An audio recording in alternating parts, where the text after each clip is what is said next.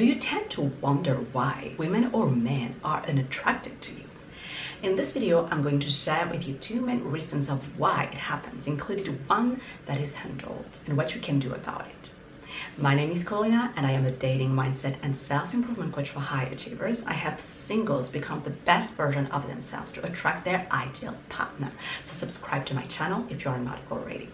First, I like to make a comparison between business and dating.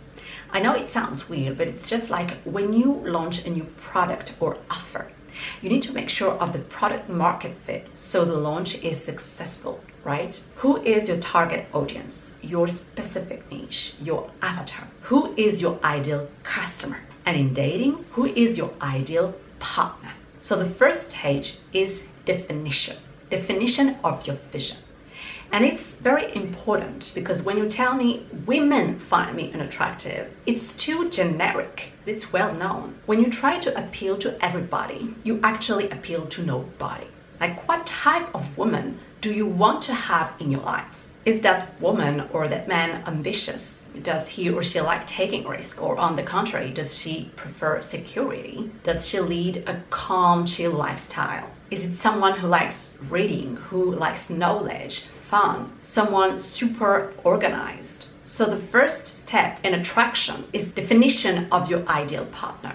That law of attraction needs direction. It needs a point A, where you are today, and a point B, where you want to go. The type of relationship you'd like to build and the type of partner you want. And so I want you to understand that you are in charge of defining that point B. Your vision acts like the destination and it acts like a command of where you want to end so that the God of the universe knows what to send to you. So without that point B, and I think that it is the first mistake that people make in their love life, but also in their life in general, is that they don't know what they expect from life. They have no desire, like their life is like, it's like plain and flat and almost boring, you know?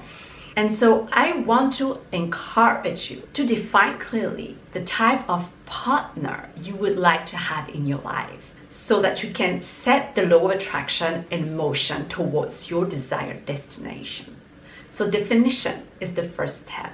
The second step is, well, once you know who you want, ask yourself, am I the type of person that person, ideal person, would like to date? The second part is really about questioning yourself. It's about self-reflection. After definition, it's self-reflection. Who do I need to become? Which translates into what do I need to do daily? Because my actions tell about who I am. Who do I need to become in order to match my ideal partner? Because if that person is unattractive to me, if that person rejects me, it means that there is a gap between him and me. And so what do I need to do to bridge the gap so that we are at the same level? So that, yes, I want that person and that person also wants me.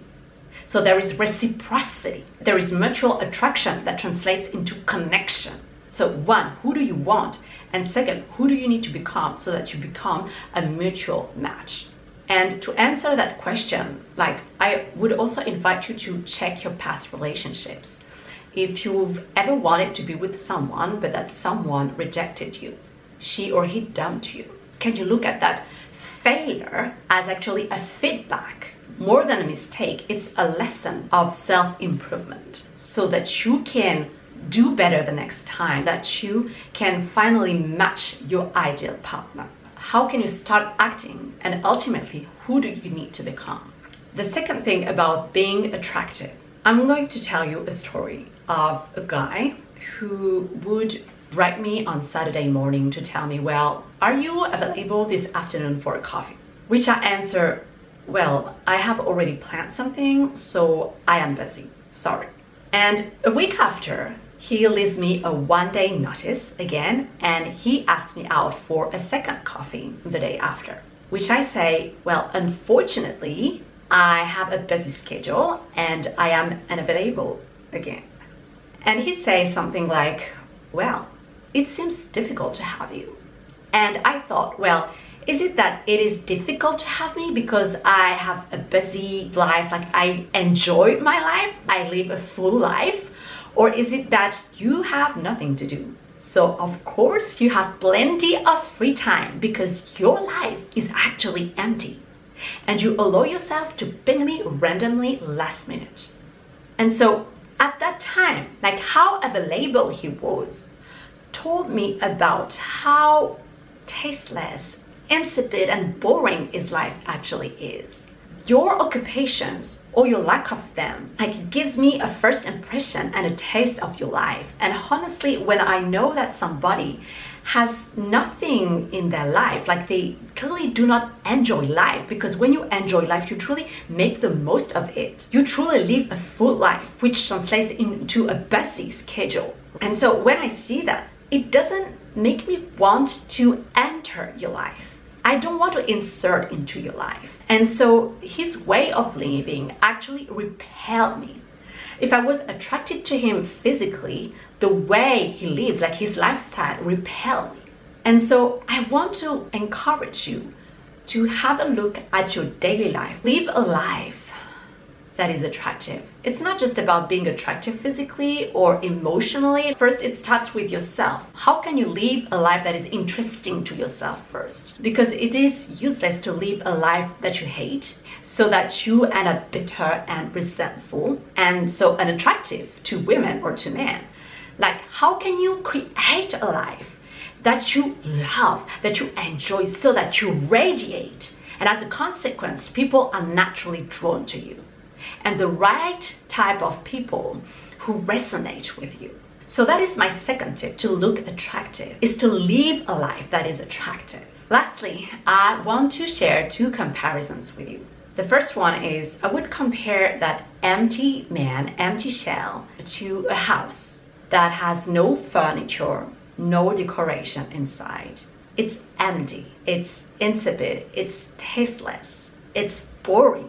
What does the interior design of your life tell me about you? Do you have more of a minimalist style, black and white, super organized? Or do you have more of a traditional style with wooden furniture that gives countryside vibe? Or do you have rooms with different colors of wallpaper, like pink and blue and turquoise and green? Or even, do you have a messy house, which at least makes me feel like there is someone that lives inside? Okay, so when you tell me about your weekends, about your life, does it make me feel like you are alive? Or are you actually living like you are already dead? Right? Because living people enjoy the company of living people. So that's the first image. And the second image is like I go shopping and I walk in front of a shop where in the window there are empty shelves and naked mannequins. Well, do I want to visit that shop? Do I want to step into the shop? And so it's just the same. When you tell me that your days, your weekends are empty, it's like the window of your life. Do your occupations or your lack of them make me want to enter the shop of your life? Is the window of your life attractive, actually? So please don't be that empty shop or that empty home. Live a full life. Create yourself a life that you love, that you enjoy, so that people will be naturally attracted to you. Because when you are happy, wow, people will want to come to you. If you like this video, if you found it helpful, please give it a thumbs up and also subscribe to my channel. I see you in the next one. Bye.